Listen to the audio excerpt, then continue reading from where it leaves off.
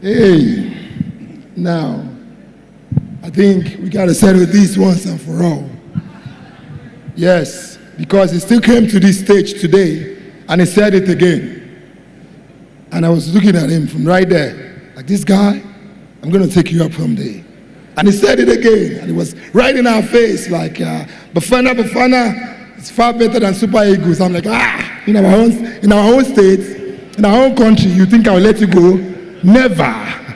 So, to settle this, before we even start this chat, we're gonna name our footballers that is known globally. The first person to stop loses. You know what I'm saying? I got your support on this right now. I got you. Yes, you want to take this battle right now? They want us to take it right here, right now. You and me, we name your players, I name our players, and the first one to stop loses. Are you game? So, the wisdom of the cheetah is that it doesn't race against greyhounds. No, I'm good. You win. Do your thing. Oh, come on, man. We did it, man. So don't you go on any stage again to say you Bafana is better for us. But like, guys, the love between South Africa and Nigeria, it's like, I don't know how to explain it. It's beautiful, very beautiful to watch. My brother, we're going to start this conversation, and we're going to start with a model. VUSI, you're still shaking your head. You feel it, right? I'm sorry. I couldn't. My competitive streak wants to fight with you, but I also don't want to be a bad guest. So do your thing. Do your thing. Do you know what VUSI is doing, right, guys? He's still trying to remember the names. Nigerian, they carry last. So, as we start, poverty eradication across the world, there is a model in this country, a model that is being started, a model that is being embraced, and it's apprenticeship. And as a man of solid background yourself, you've been able to experience it. Well, we now modernize it by calling it mentorship. But mentorship, you're not really doing the work because you're just learning. But apprenticeship, you're being involved. VUSI, lend your voice to this matter. What do you think, and how important is apprenticeship as a tool for poverty eradication globally? Yeah, that's a great question. So first, I think that,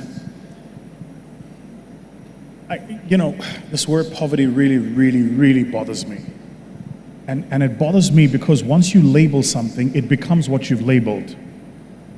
So let me take a segue. For those of us who are believers, in the good book it says that Adam named animals. We read this. But it didn't just say he named them, he says he called them. Which is to say a lion wasn't a lion until Adam said it's a lion.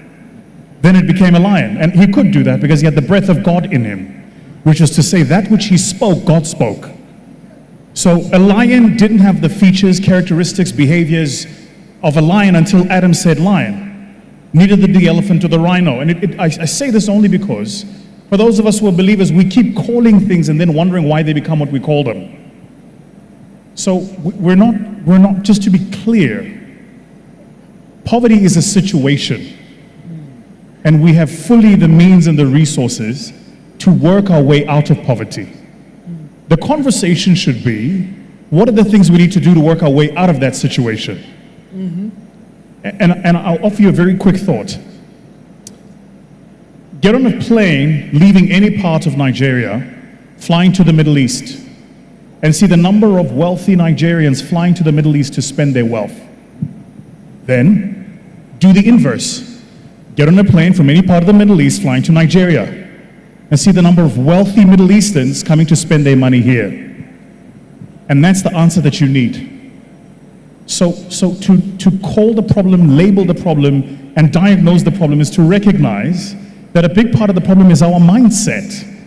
It's where we are planting our talents, our skills, and resources. It answers your question in this way. If we, any of us in this room, are capable, gifted, resourced, and doing well, and you're not planting a seed in the next generation, investment is not just putting up buildings, it's also pulling up people. That's right. Did you hear Right? that? And so I take heart what Jeff has done here, and him being here, and the board being here, because there is a recognition that you pull up a people. This is, I think it's the most important fundamental point Africans actually need to understand. Not only what Jeff said, that there is no they, but also that the they is us. And that each of us has a responsibility to pull up the next generation, to do for the next generation. And if we don't do that, we can talk shop about it, speak about it, PowerPoint about it, discuss about it. We can put together business plans about it. But it takes actual intention and effort in doing the work. Wow, thank you very much, put your hands together for that. You know, I only feel that those that heard are the ones that clapped. So if you do understand what he said, put your hands together for him. Honestly speaking, there's this other aspect I want to touch on. Yeah. VUSI. About 13, 14 years ago, I met you. And I met you successful. 14 years ago, you're more successful. Simple question. How do you remain relevant? And relevance here, I'm not saying success. I'm saying focused, vision-minded, and at the same time, on the same lane. The mic is yours. But it is only but for the grace of God. That's it. So first, let me be clear. I'm not successful. By my own timeline, I haven't even started. The gun hasn't gone off yet, and I'm 22 years in. Right, multiple awards, several world championships, world records. I'm not even on the starting block. And here's the reason I say that. Because I think it is true, to whom much is given, much is expected. Right? And I recognize that which I have gifted. This is why Africa is so important for me. When I leave here, I was just, where was I? When I leave here, I'm going to Ghana. From Ghana, I'm going to Zambia. From Zambia, I'm going somewhere else. Between the past 2 weeks, I've done 6 or 7 countries. So there are people who talk Africa. Some of us are in it. And the reason I take this so important for me is because the challenge Africans have is we don't see ourselves. We don't see ourselves. And when we do, we don't see excellence. I'm going to give you a very controversial example. The Americans will tell you that the United States is the greatest country in the world. Ask them, what is that based on? Give me any metadata that supports that notion. And you'll recognize 3 or 4 paragraphs into the conversation that metadata doesn't exist. Which is to say, all of us in the world have accepted the United States to be the greatest country in the world, not because it is, but because the people believe it to be so. This is why this is why I was talking about Adam calling things. What you call things matters. Stop saying Nigeria is the most corrupt country in the world. If you call it, it will be. If you say we are poor, if you call it, it will be. This is the universal law of how we make things manifest. So for me, the reason I travel the continent, the reason I connect with the diaspora, the reason we build businesses and finance businesses and invest in businesses and back startups, coach startups all over the continent, all over the diaspora, is because the most important thing that drives me has been God showing me that my job is to show black people that you have a place on the stage and it's not behind the house. So that's my calling. There'll be a separate person whose calling is to teach that to women. And for all of us, all I'm saying is wherever you are called, occupy that space. I mean, I must tell you very quickly, and I'm cognizant of time, and I'm sure you know this. When you're an African and who succeeds, and you succeed, believe me, you don't need white haters. Africans will show you. Africans are plenty capable of hating on Africans. Now here's the crazy thing. They hate on you when you succeed, they're quiet when you fail. Which is to say that we have internalized failure so much that success is an outlier. So when you're a success, they start looking at things that make you different. You just said, I was VUSI 15 years ago. Listen, I'm 39. I was VUSI 39 years ago. Right? But I was raised by an incredible group of parents. My mom and dad were unbelievable. My father was the sensei in the dojo, introduced me into Kyokushinkai martial arts when I was 6 years old. And until he was murdered at 13, I spent 4 days a week, every single week with my dad in the dojo. So you don't need to teach me about discipline. I was raised in it. When my father passed away, my father's brothers tried to get my mother to marry the brothers, and I saw my mother become the most incredible, resilient, powerful woman. That's how I learned the power of black women. This is what a lot of people don't understand. We talk about Africa, we talk about the macro data, the population growth, the economic growth. The truth is that the backbone of this continent we call home has been black women. That's the truth of it. The generations that are raised, the languages that are taught, the cultures that are immersed, the food that we cook, the things we call home. The reason you can be in Europe and feel like it's not home is because your black mother is not there. And so for whatever reason, we've not afforded black women that space. And with the greatest of respect, black women who've been afforded that space apologize for being in the room. Be in the room. Yeah. Take up the room, occupy the space. It's not your job to make the people who find you foreign feel comfortable for you being in the room. Your job is to be in the room. And whatever it takes for the rest of us to cope, the universe will catch up. So the reason, by God's grace, I have been able to be at the, and I say by God's grace because I recognize my position is not what's permanent. God can take it away tomorrow. But I will serve Him no matter where I am. Good or bad, money, no money, opportunities, no opportunities, stage, no stage, I will serve a living God anyway. The reason I'm saying these things is simply this. If nothing else, just have a look in the mirror. Black people, we are beautiful, we are powerful, we are all of those things. And especially Africans. And it's so important for us not only to say the things we are, but to see it in each other. So that when we see excellence, when we see success, it's not an outlier, it's an expectation. Lastly, you said you met me 14 years ago, I'm still here. And then I said to you, I haven't even started. The reason that is because when my mother was raising me, my mom had this very simple expression for all of us in the household. My mother always used to say, in this house, excellence is not an expectation, it's the standard. Yes, that's it. So you don't get to be excellent and get an award for it. You're excellent and that's the standard. And I think if all of us hold each other to that standard, could you imagine what that would create? The rising tides elevating all ships. What we might all become and what might be made manifest. The generation that birthed the Africa we had liberated us from a physical colony. This generation must liberate us from our mental slavery. But we can't do it if we don't speak life into each other, if we don't call each other, and if we don't bring each other into something greater. That's why I said, I don't need Nigeria to fail for South Africa to do well. I want every single one of my Nigerian brothers and sisters to do well. Because your success is my success. Because guess what? To the rest of the world, that's how they see us, If you land in another part of the world and you tell them you are from Africa, they don't care where in Africa. Africa is Africa, is Africa, is Africa. Of course, we know there's South Africa, then there's everybody else. But the point is, to them, Africa, no, it's true. No, I don't care, I don't care. Okay. Ladies and gentlemen, you want to put your hands together for that? Please do so, especially for the women in the room. He spoke to you. And if you, the ladies, put your hands together for VUSI, please. Now we're not done. This particular question, I'm going to bend to ask you. Drink some water because it's serious. Yeah, VUSI, it's a very, very sincere question. And we want a very, very sincere answer. Many heard what you said, and for them, you look like Superman, or you perhaps sound like Superman. But I want to ask you this, VUSI. This is a 3-in-1 question, and I want you to answer it in the sequence that I asked it. VUSI,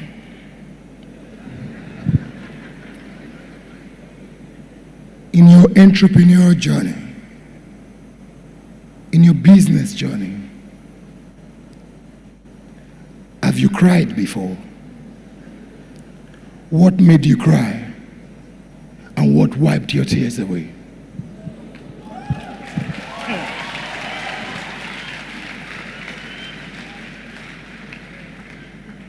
Is it me or should he have like a podcast?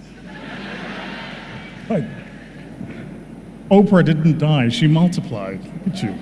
Well, didn't die on TV is what I meant. Yeah, I've had many of those moments. I'm trying to think of. Take your time. So, some time ago, I had some people working for me who were very close to me in the sense that I'm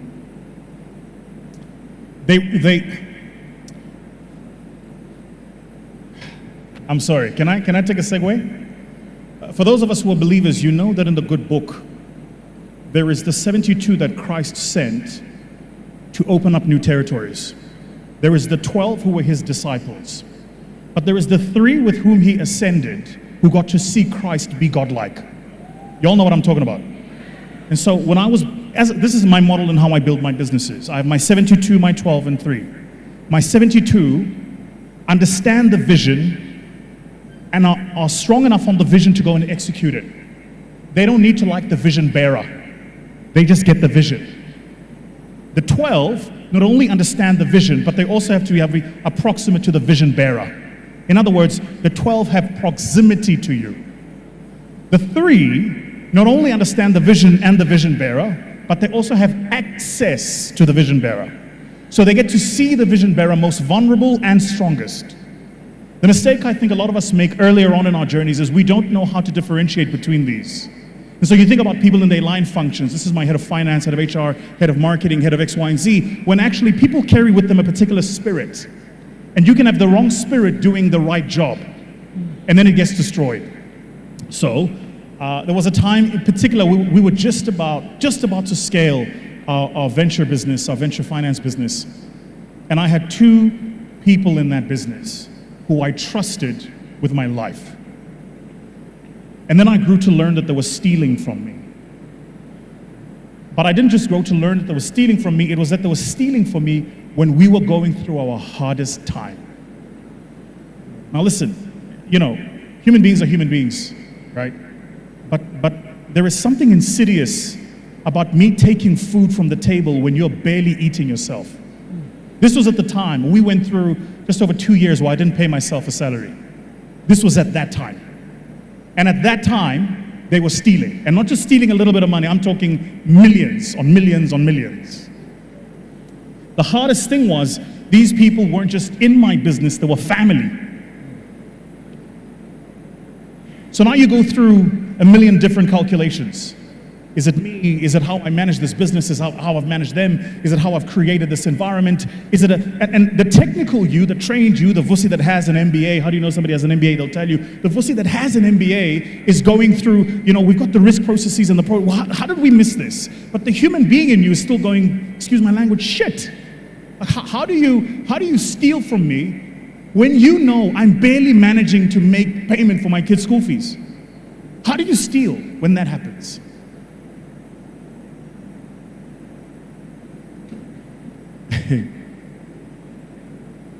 I gave up in that business over a period of 2 months, probably about 10 times. And when I say gave up, I mean I gave up. But there was always this voice at the back of my head that said, just go tomorrow and try again. Just tomorrow. So this is a very specific incident actually. I remember I had one specific incident. It was a Wednesday afternoon. I was sitting in the office. I was sick and tired of being sick and tired.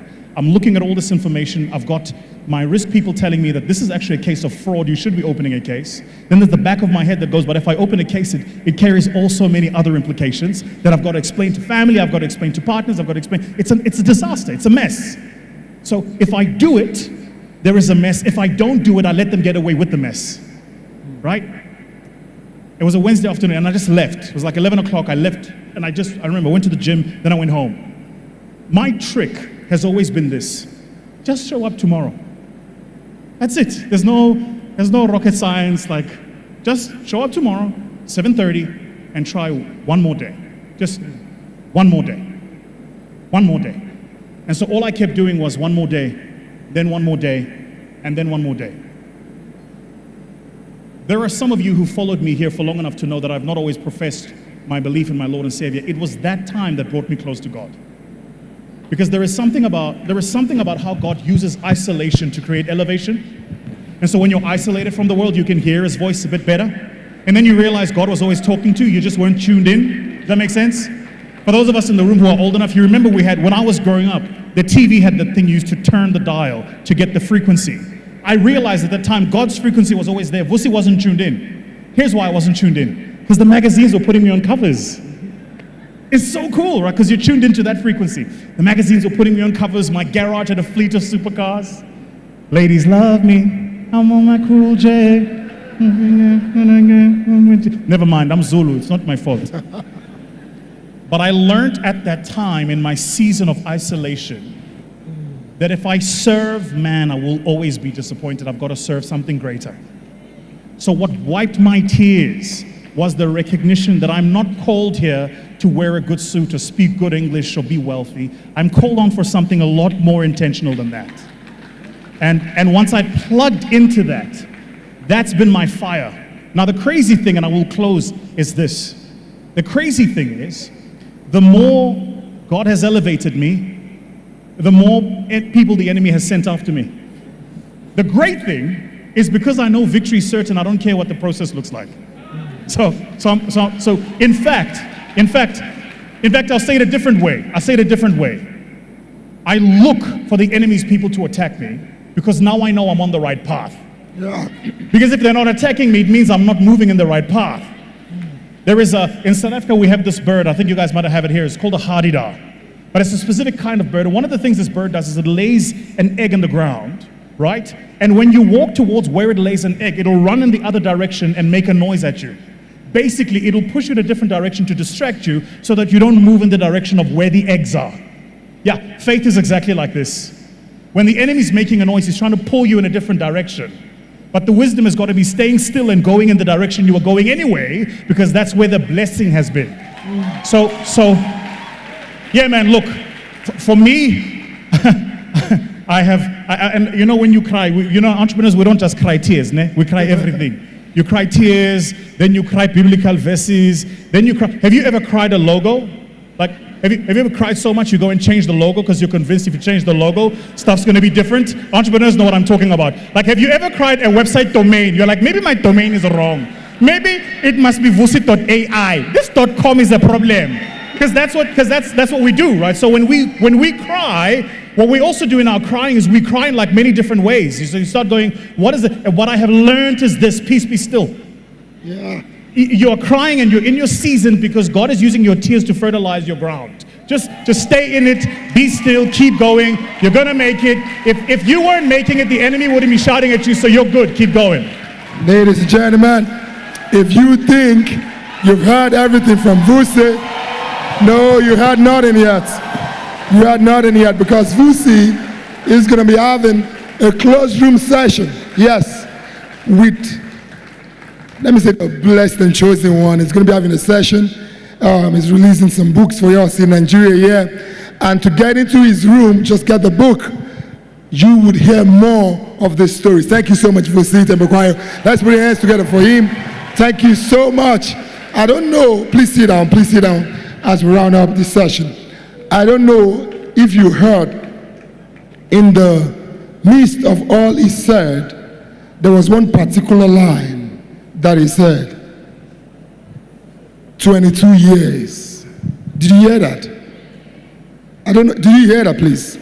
Yes, so before you start saying or comparing yourself or wondering why it's that good, that's 22 years of the same thing. And I used to say that most of us, we don't even understand, and I'm so happy that VUSI is faith-based. Like he said, as he always says, that if you believe, there's this thing I always say, that if you look into the word itself, it said,